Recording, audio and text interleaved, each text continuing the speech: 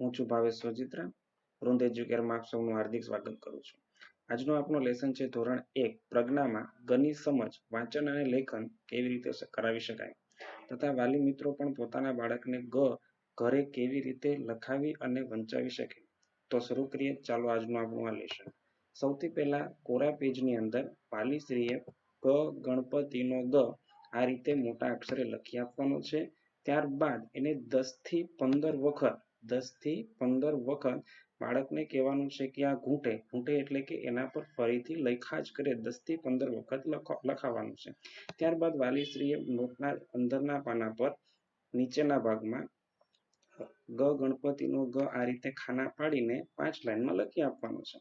ત્યારબાદ બાળકને એવું કહેવાનું છે કે એની નીચે જ્યાં પેલું લખેલું છે તેની નીચે ગ ગણપતિનો ગ બોલતા જાય અને લખતા જાય.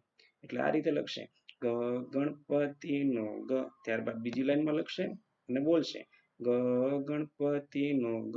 આ રીતે બોલતા જાય અને લખતા જતા આખું પેજ આ રીતે મસ્ત તૈયાર થઈ જશે. ત્યારબાદ પાછળના પેજ પર પણ આ રીતે આખું પેજ ફરીથી લખાવવાનું છે.